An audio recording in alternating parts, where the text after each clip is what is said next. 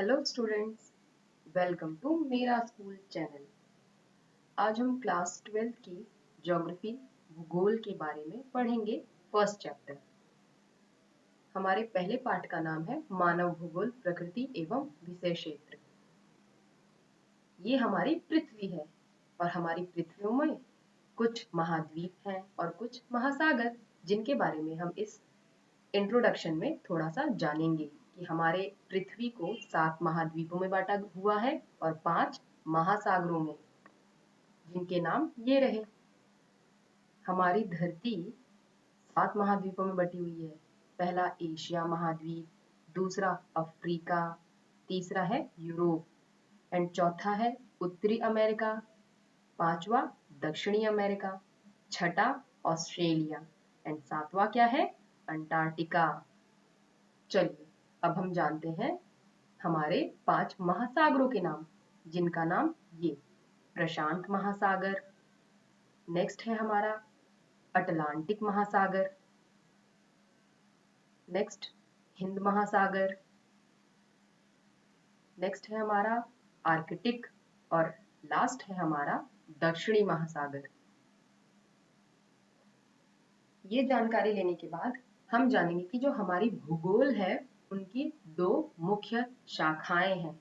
उनको 2 शाखाओं में बांटा हुआ है। पहला भौतिक भूगोल और दूसरा मानव भूगोल। जो भौतिक भूगोल है, इसका नाम सुनकर आपको लग रहा होगा ना कि इसके भौतिक स्वरूप की बात की है। जो चीजें हमें दिखाई देती हैं, हमारे आसपास होती हैं और हमें पता चल जाता है, जैसे हवा का चलना, बादलों का बनना, पहाड़ों का टूटना, नदियों का बहना। ये सारा जो होता है ये नेचर के अकॉर्डिंग होता है। जैसे हमारी प्रकृति हमें बनाती है भौतिक रूप में, उसी तरीके से ये ढलती हैं। मानव भूगोल में क्या होता है, मानवीय क्रियाएं होती हैं।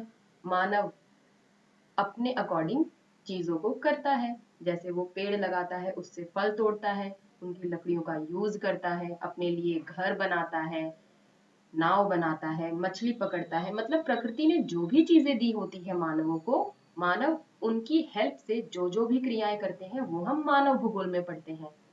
आपने क्लास 11वीं में भौतिक भूगोल के बारे में पढ़ा था, जिसमें आपने क्या क्या पढ़ा था। आप लोगों को कुछ कुछ याद तो होगा ही भौतिक भूगोल में, कि आप लोगों ने पृथ्वी का बनना देखा, चंद्रमा का बनना देखा, पहाड़ों का बनना देखा, महासागरों का बनना देखा, और भी कई चीजें थी जिसमें हमने चांद, तारे, जलवायु, इन सबको हमने पढ़ा, जो हमारी किसमें आती हैं, भौतिक भूगोल में।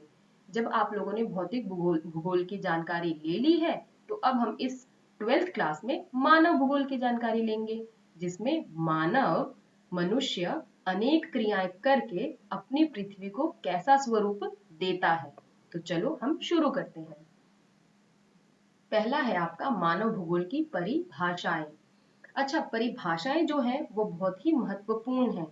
जब भी एग्जाम में, परीक्षा में आपसे पूछा जाएगा कि मानव भूगोल क्या है, तो आप अपने मानव भूगोल को, जितने भी आपकी भूगोल वेता है ना, जैसे रेडजेल हो गए, एनसी सैंपल हो गए, और भी बहुत सारे हैं, विडा, लीला, ब्लाश, और भी बहुत हैं जिन्होंने मानव भूगोल की परिभाषाएं दी हैं। मैंने भी यहाँ पर 2 ही परिभाषाएं ली हैं, लेकिन आपकी बुक में बहुत सारी परिभाषाएं हैं।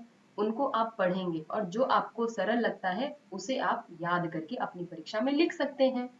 तो मैं आपको रेडजेल की परिभाषा बताती हूँ और समझाती हूँ। रेडजेल ने क्या बोला था कि मानव भूगोल, जो मानव भूगोल है ना हमारा, वो मानव समाजों और धरातल के बीच संबंधों का संश्लेषित अध्ययन है। इसका मतलब है कि जो मानव भूगोल है ना, वो मानव समाज मतलब जो हमने ये समाज क्रिएट किया है, जिसमें हम क्या करते हैं, अपने रीति रिवाज, नियम कानून, मोहल्ला, गली, नागरिकता, ये सारी चीजें क्या है, ये मानव समाज ही तो है। और धरातल क्या है, हमारी पृथ्वी। धरातल मतलब धरती नहीं, पृथ्वी से जुड़ी हुई सारी क्रियाएं, चाहे वो बारिश हो, बादलों का बनना हो, जलवायु परिवर्तन हो, पहाड़ों का टूटना फूटना, बनना, हिमालय का पिघलना, ये सारी क्रियाएं धरातल के अंदर आती हैं। तो मानव समाज और इन प्राकृतिक घटनाओं के बीच का अध्ययन, संश्लेषित अध्ययन ही क्या कहलाता है, मानव भूगोल कहलाता है। और ये बात किसने कही थी, रेडजेल ने कही थी। नेक्स्ट है आपके एलन सी सैंपल। इन्होंने क्या कहा, इन्होंने भी वही कहा बट इनके वर्ड्स में थोड़े परिवर्तन है। अब देखिए क्या परिवर्तन है। इन्होंने कहा मानव भूगोल अस्थिर पृथ्वी। अस्थिर पृथ्वी मतलब उन्होंने ये बोला कि जो पृथ्वी है ना वो स्थिर नहीं है, अस्थिर है। परिवर्तन तो पृथ्वी में हो ही रहा है, भले वो आप लोगों को दिख नहीं रहा है लेकिन हो तो रहा ही है। अस्थिर पृथ्वी और क्रियाशील मानव, मानव तो क्रियाशील ही होता है ना, उनके बीच परिवर्तनशील संबंधों का अध्ययन है। मानव भूगोल का क्या है मतलब, अस्थिर पृथ्वी और क्रियाशील मानवों के बीच परिवर्तनशील संबंधों का अध्ययन है। कि मानव जो है वो तो क्रियाएं करेगा ही करेगा और पृथ्वी में भी हमारे परिवर्तन होंगे ही होंगे। जो भी हम कुछ करते हैं हम अपनी प्रकृति की हेल्प से ही तो करते हैं। तो यही तो एलएनसी सैंपल ने बोला है अपने मानव भूगोल की परिभाषा में। तो ये दो मुख्य परिभाषाएं मैंने आपको दी हैं, आप अपनी बुक में से और भी कई परिभाषाएं देख सकते हैं। नेक्स्ट है आपकी इस फर्स्ट चैप्टर में आपको 3 मुख्य धाराएं, विचार या जो भी आप कह लीजिए ये मेन आपको पढ़ना है। पहला है आपका मानव भूगोल का प्रकृतिकरण। क्या है पहला आपका मानव भूगोल का प्रकृतिकरण, जिसको हम पर्यावरणीय निश्चयवाद भी कह सकते हैं। मानव भूगोल का प्रकृतिकरण, अच्छा सुन के कैसा लग रहा है आपको कि मानव भूगोल, मानव का प्रकृतिकरण, मानव तो हम ही हैं, प्रकृतिकरण मतलब कि हम लोगों का प्रकृतिकरण हो जाए। इसके कहने का मतलब है कि हम वैसा बिहेवियर करें जैसा प्रकृति हमसे कराना चाहती है।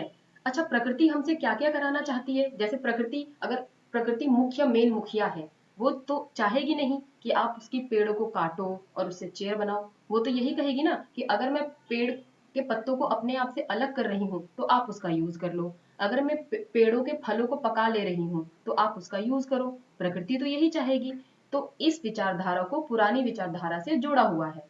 ये है पर्यावरणीय निश्चयवाद की प्रकृति ने निश्चित कर दिया है कि जो मैं चाहूंगी वही होगा। जैसे पुराने जमाने में जितने भी आदिवासी थे वो प्रकृति पर निर्भर थे, प्रकृति उन्हें देती थी तो वो उसी को जीवन यापन की शैली में अपनाते थे। प्रकृति अगर ज्यादा कभी कुछ हानि पहुंचा दे, भूकंप आ जाए या ज्यादा वर्षा हो जाए, तो इस आदिवासी या पुराने टाइम के लोग क्या कहते थे कि ये प्रकृति का कहर है, जो प्रकृति है हमारी, जो नेचर है हमारा, वो हमसे नाराज है, हमें उन्हें मनाना चाहिए। इस विचारधारा में ये बात कही गई है। समझिए आप सभी, मानव का प्रकृतिकरण मतलब कि मानव हमें जिस तरीके से ढालना चाहे हम वैसे ढले, अपनी बुद्धि का यूज ना करें। समझे। नेक्स्ट है आपका प्रकृति का मानवीयकरण। अब इसमें क्या बोला हुआ है, इसमें बोला है कि प्रकृति को ही हमने मानवीकरण कर दिया, मतलब हमने प्रकृति को अपने अकॉर्डिंग ढाल लिया। प्रकृति हमें जो जो देती गई हमने अपना दिमाग लगा लगा के उसका यूज कर कर कर हमने मानवीकरण कर दिया। जैसे प्रकृति ने हमें हवा दी, हवा को हमने क्या करा, बंद कमरों में ले आए। बंद कमरे में कैसे लाए, बिजली की हेल्प से, पंखे की हेल्प से। ठीक, प्रकृति ने हमें लकड़ियां प्रदान करी, उसका हमने क्या करा, टेबल मेज कुर्सी के रूप में रूपांतरण कर दिया। तो ये क्या हो गया, ये प्रकृति का मानवीकरण तो हो गया। प्रकृति ने थोड़ी कहा था कि तुम चेयर बनाओ, ये बनाओ, वो बनाओ, हमने यूज किया ना प्रकृति का मानवीकरण कर दिया। हमने आर्टिफिशियल पेड़ पौधे घर में उगाने शुरू कर दिए। ये सब तो आपको पता ही होगा। इसको दूसरा नाम दिया हुआ है, इसी का ही दूसरा नाम है संभववाद। संभववाद का मतलब ये होता है कि संभावनाएं हैं, प्रकृति में हम परिवर्तन लाने के काबिल हैं, सक्षम है कि हम ये संभावनाएं प्रदान कर सकते हैं। पेपर में आपके एग्जाम में प्रकृति का मानवीयकरण अगर पूछे या संभववाद की परिभाषा पूछे तो आपको यही बताना है कि संभववाद का मतलब है संभावनाओं का होना। प्रकृति हमें जो भी चीज प्रदान कर रही है उसको हम मॉडिफाई कर सकते हैं, परिवर्तित कर सकते हैं, यही होती है संभववाद। प्रकृति का मानवीकरण, कंफ्यूज मत होना। मानव के प्रकृतिकरण का मतलब है कि मानव प्रकृति के अकॉर्डिंग ढलेगा, और प्रकृति का मानवीकरण का मतलब है कि प्रकृति जो है वो मानव के अकॉर्डिंग ढलेगी। समझे। हाँ, अब नेक्स्ट है आपका नव निश्चयवाद। अच्छा देखो, जब अगर हम अपनी बुद्धि का यूज नहीं करेंगे, मतलब मानव पूरी तरह आश्रित रहेगा प्रकृति पे कि प्रकृति हमें देगी तो खाएंगे, कहेगी तो करेंगे, नहीं कहेगी तो नहीं करेंगे, पानी बह रहा है तो बहता ही रहे, हम उसका यूज नहीं कर सकते अपनी फसलों में, मतलब उसकी धारा नहीं बदल सकते, नदियों का जो डायरेक्शन है वही डायरेक्शन रहेगा। तो इस तरीके से अगर हम अपनी बुद्धि का यूज नहीं करेंगे तो हमारा लॉस होगा। और अगर हमने पूरी तरह प्रकृति को अपने अकॉर्डिंग कर लिया कि नहीं भाई, अगर हम चाहेंगे कि जो हमारा जल है, जल नदी के बहाव है, हम उसको वहां जाने ही ना दे, तो क्या किसी राज्य का भला हो पाएगा? सारा राज्य तो यही कहेगा कि नहीं, मैं सारा पानी अपने खेतों में दूंगा, सारी पानी फसलें अपनी लहलहाऊंगा। तो प्रकृति को हम अपने अकॉर्डिंग कर देंगे तो वो भी गलत हो जाएगा। इसीलिए ये एक नई विचारधारा आई, नव निश्चयवाद की विचारधारा। इसका मतलब है रुको और जाओ निश्चयवाद। रुको और जाओ निश्चयवाद में मिश्रित इन दोनों का मिला जुला सार है। मिला जुला सार मतलब कि प्रकृति आपको अवसर प्रदान करेगी और आप उस अवसर का लाभ उठाएंगे, लेकिन प्रकृति को हानि नहीं पहुंचाना। इसमें इसमें आज की बात की गई है कि अगर आपको प्रकृति कोई चीज देती है ना, तो उसको यूज करो, लेकिन उसका मिस यूज मत करो। जैसे प्रकृति कह रही है कि ठीक है, आप पेड़ जो है वो काट सकते हो, घर बना सकते हो, लेकिन इसका मतलब ये नहीं है कि आप सारे ही जंगल गायब कर दो। अगर आप सारे जंगल गायब कर दोगे तो उनके जंगल में रहने वाले जो लोग हैं, जैसे वहां के बर्ड्स हैं, जंगली जानवर हैं, वो सब कहाँ जाएंगे? उनका घर तो वही है। हमने तो अपना घर बना लिया, लेकिन उनके घर का क्या? तो इन सब चीजों के लिए नवनिश्चयवाद की विचारधारा को अपनाया गया। और नवनिश्चयवाद की विचारधारा में इसी बात को हमेशा प्राथमिकता दी गई है कि प्रकृति और मानव के विकास, इन दोनों का संतुलन किया जाए, जिसका नाम है रुको और जाओ निश्चयवाद। समझे आप सभी? तो ये 3 मुख्य बातें थी आपके पहले अध्याय में। Thank you for watching. Please like, share and subscribe मेरा स्कूल चैनल। आप सभी ऐसे ही इंटरेस्टिंग वीडियोस देखने के लिए ज्योग्राफी की मेरे चैनल को लाइक कीजिए, सब्सक्राइब कीजिए और शेयर कीजिए। टाइम टू टाइम आपको ज्योग्राफी की ऐसी ही बहुत ही रोचक रोचक वीडियो देखने को मिल जाएंगी। धन्यवाद। आप अपना ध्यान रखिएगा। हम मिलते हैं नेक्स्ट वीडियो में।